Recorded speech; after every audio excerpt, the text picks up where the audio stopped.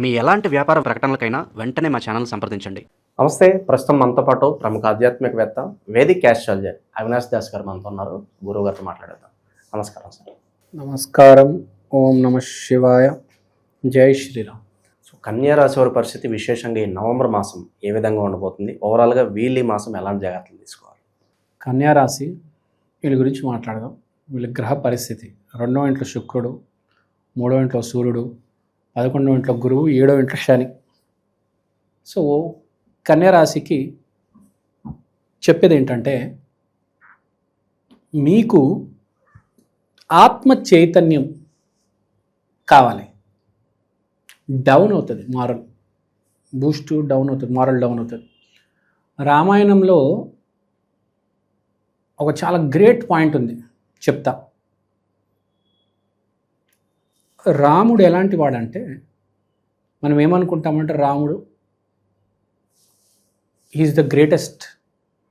కానీ అప్పుడప్పుడు ఏం జరిగేదంటే, రాముడు డిప్రెషన్లోకి వెళ్ళేవాడు. ఎవరైనా రాముడు రావడం మనిషికి వచ్చాడు, అతనికి తెలియదు అతను దేవుడని. అతను ఏ రోజు నేను దేవుడని చెప్పలేదు.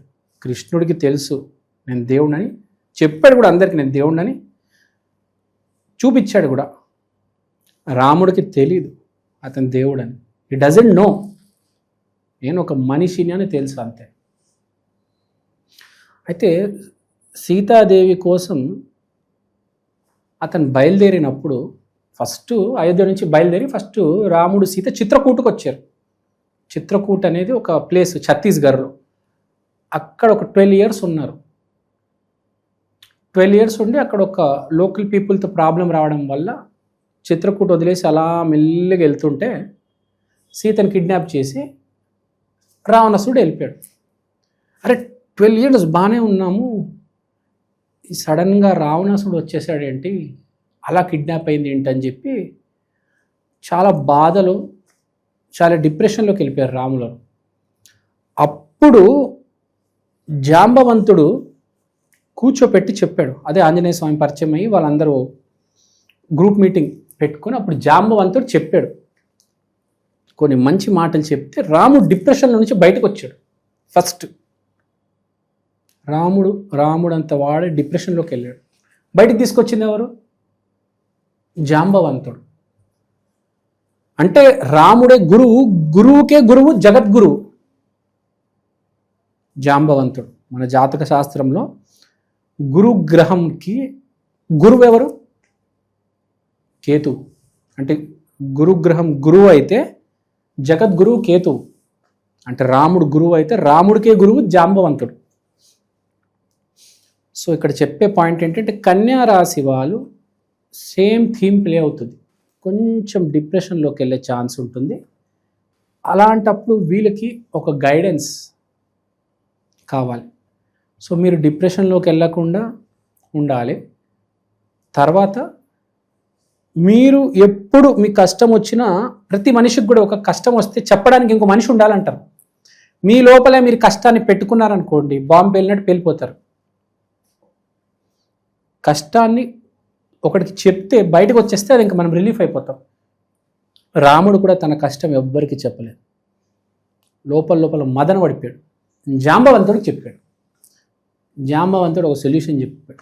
నువ్వు ఎవరు తెలుసా నీకు అని అడిగాడు. ఫస్ట్ నేను రాముడిని, ఒక వనవాసిని అన్నాడు. రాముడి వనవాసి కాదరా బాబు, నువ్వు విష్ణుమూర్తి అవతారాన్వి.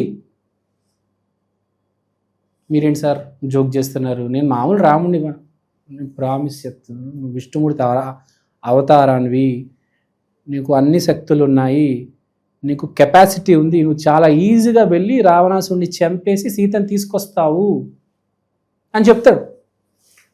ఎక్స్ప్లెయిన్ చేస్తాడు. నువ్వు చిన్నప్పటి నుంచి ఏం చేస్తావు, ఇప్పుడు దాకా ఎలా వచ్చావు, ఇది నీ కర్మ, ఇది నీ జాతకము, ఇది నీ ప్రారబ్ధం, అర్థం చేసుకో. ఇక్కడ ఆగిపోయి నిరుత్సాహం తెచ్చుకో మాకు, ముందుకెళ్ళు, నీ ప్రారబ్ధాన్ని, నీ జీవితాన్ని, నీ జాతకాన్ని యాక్సెప్ట్ చేయి, నీకు సక్సెస్ ఉంది ముందుకెళ్తే, నువ్వు మనిషివి కాదు, ఇప్పుడు మనిషివే, రేపు దేవుడు అవుతావు అని చెప్తే కొంచెం వెలిగింది. అప్పుడు ముందుకెళ్ళాడు. సో ఇక్కడ కన్యా రాశికి చెప్పేది ఏంటంటే, మీ కష్టాన్ని మీరు వెళ్ళి ఒకరికి చెప్తే సెటిల్ చాలు, మీరు ముందుకు వెళ్ళిపోతారు, సక్సెస్ అవుతారు. వాళ్ళు ఏవో ఒక ఐడియాస్ ఇవ్వచ్చు అంటారు. వీడే మొత్తం. ఇప్పుడు రాముడు అన్ని జరిగిపోతాయి ఆటోమేటిక్గా, ప్రారంధం.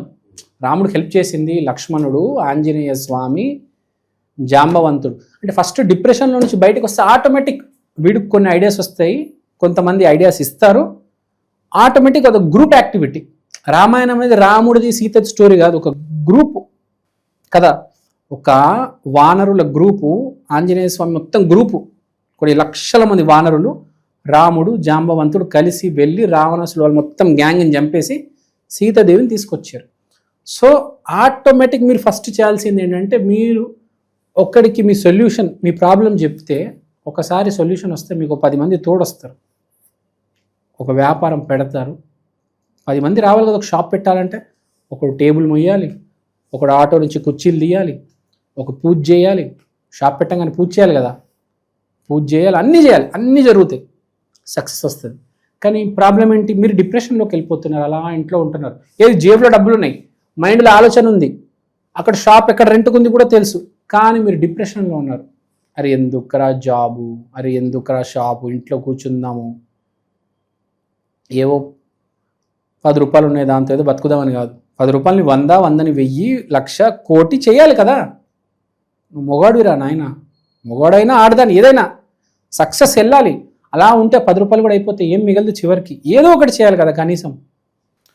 అంటే ఆ డిప్రెషన్లోకి వీళ్ళు వెళ్ళిపోతున్నారు. సో వీళ్ళు ఆ డిప్రెషన్ నుంచి బయటికి రావడానికి వీళ్ళకి జాంబవంతుడు లాంటి ఒక ఆయన హెల్ప్ చేస్తారు, వీళ్ళు బయటికి వస్తారు. తర్వాత గురువు 11th హౌస్లో ఉన్నారు కాబట్టి మీరు కొన్ని వస్తువులు డొనేట్ చేయాలి. మీరు కొన్ని వస్తువులు డొనేట్ చేస్తే మీకు అన్ని రకాలుగా మంచిది. ఒక 10 మంది మీకు వచ్చి హెల్ప్ చేయాలంటే మీరు ముందు ఒక 10 మందికి సహాయం చేయాలి కదా. ఫర్ ఎగ్జాంపుల్ నా దగ్గర ఇప్పుడు నోట్లు ఉన్నాయి, 10 రూపాయల నోట్లు ఉన్నాయి. ఈ 3 నోట్లు కనిపిస్తున్నాయా మీకు? ఈ నోట్లు నేను నా పాకెట్లోనే పెట్టుకున్నా, జీవితాంతం బయటికి తీయలేదు. ఏమవుతుంది? అవి అలానే ఉంటాయి. దానివల్ల నాకు ఉపయోగం లేదు, మీకు ఉపయోగం లేదు, మన కెమెరామ్యాన్కి ఉపయోగం లేదు. నేను ఈ 10 రూపాయల నోట్ తీసుకొని ఒక నోటు మీకు ఇచ్చాను, తీసుకోండి. కెమెరామ్యాన్ గారు మీరు రండి, ఒక నోట్ తీసుకోండి, రండి. ఇప్పుడు ఏం జరిగింది? నా దగ్గర 10 రూపాయలు ఉంది, మీ దగ్గర 10 రూపాయలు ఉంది, కెమెరామ్యాన్ దగ్గర 10 రూపాయలు ఉంది. మీకు సహాయం అందించాను, కెమెరామ్యాన్ గారికి సహాయం అందించాను, నాకు ఎంతో కొంత మిగిలింది. 10 మందికి మంచి చేశాను, నాకు కూడా నేను మంచి చేసుకున్నాను. సో ఆటోమేటిక్గా ఈ 10 రూపాయలు అనేది 1 కోటి రూపాయలు అవుతుంది. 10 రూపాయలుగా ఉంటుందా? అదే నేను అలా వదిలేస్తే 10 మూళ్ళు 30 రూపాయలే ఉంటుంది కదా. 30 రూపాయలు అంతే. ఎన్ని జన్మలైనా ఎన్ని యుగాలు దాటినా 30 రూపాయలు 30 రూపాయలుగా ఉంటుంది. కానీ ఇప్పుడు నేను ఏం చేసాను, సాయం చేశాను మీకు, కెమెరామ్యాన్ గారికి. ఇప్పుడు 10 రూపాయలు కాస్త 1 కోటి రూపాయలు ఆటోమేటిక్గా అవుతుంది. అదే జీవితం. మన కోసం కాదు, అవతలాడు కోసం కూడా ఆలోచించాలి. సద్గురు జగ్గి వాసుదేవ్ కోయంబత్తూరులో అతని ఆశ్రమం కూడా ఉందనుకుంటే, ఇప్పుడు ఇక్కడ కూడా పెడుతున్నారు, రేవంత్ రెడ్డి గారు సాయం చేస్తున్నారు. అతను కూడా అదే చేశారు. ఒక్కటే మాట అన్నారు, నీ గురించి నువ్వు ఆలోచించమాకు, ముందు ఎదురువాడి గురించి ఆలోచించు, తర్వాత ఆటోమేటిక్ దేవుని గురించి ఆలోచిస్తాడు. సో పాయింట్ ఏంటి? వేరే వాడికి సహాయం చెయ్యి. గురువు 11వ ఇంట్లో ఉన్నాడు. నువ్వు సహాయం చేస్తే ఈ మాసంలో దేవుడు నీ గురించి ఆలోచిస్తాడు. నువ్వు వేరేవాడి గురించి ఆలోచించు కొంచెం. నేను 1,00,000 రూపాయలు అవసరం లేదు, 10 రూపాయలు ఇవ్వు చాలు పేదవాడికి. రోడ్డు మీద అవసరం ఉన్నాడికి 100, అవసరం ఉన్నాడికి 1000, ఎంత అవసరం ఉంటే అంత. మీరు ఇన్వెస్ట్మెంట్ పెట్టే ముందు మీరు కొంచెం డొనేట్ చేయండి అంట. మీరు ఏమి చేసినా సక్సెస్ అవుతారండి. ఈసారి కార్తీక మాసం అనే మాసం డెఫినిషన్ ఏంటంటే సక్సెస్. రాముడు ఆర్థికంగా బాగుపడ్డాడు, రాజ్యం వచ్చింది, వాళ్ళ భార్య వచ్చింది, హెల్త్ కూడా ఇంప్రూవ్ అయింది. ఆ యుద్ధం జరిగినప్పుడు ఆటోమేటిక్ ఎక్సైజ్లో అవన్నీ చేస్తారు. సో ఈ మాసం అందరికీ సక్సెస్. ఆటోమేటిక్గా మన ప్రకృతినే ఈ మాసం అందరికీ సక్సెస్ ఇవ్వాలనుకుంటుంది.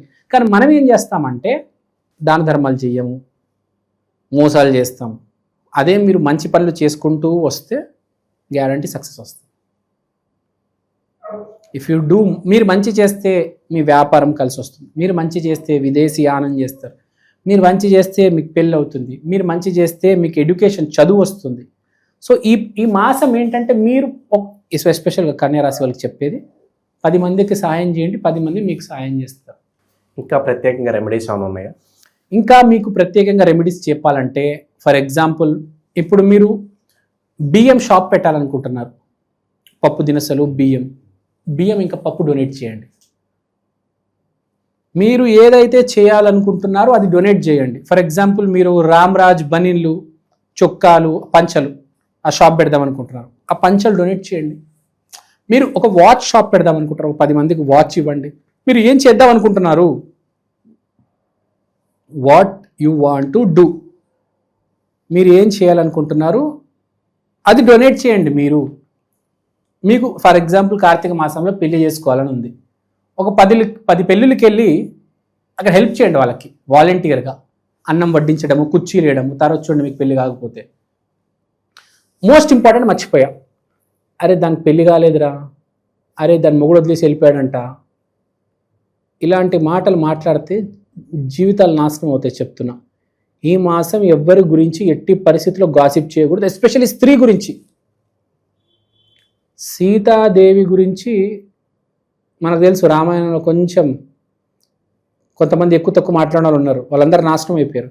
సో ఈ మాసం ఆడదాని గురించి గాసిప్ చేయొద్దు, ఆడదాన్ని గౌరవించండి. రామాలయానికి వెళ్ళి సీతాదేవిని ఆరాధన చేయండి సీతాదేవిని, మీకు పెళ్లి జరుగుతుంది. సీతాలంటే మంచి భార్య వస్తుంది. ఈ మాసం కనుక ఆడవాళ్ళ గురించి ఎక్కువ తక్కువ మాట్లాడితే మీ జీవితం నాశనం అవడం ఖాయం. రాంగ్ అమ్మాయిని పెళ్లి చేసుకుంటారు, రాంగ్ అమ్మాయి ప్రేయసిగా వస్తుంది, తర్వాత అనుభవించడం చాలా కష్టం, పగిలిపోతుంది.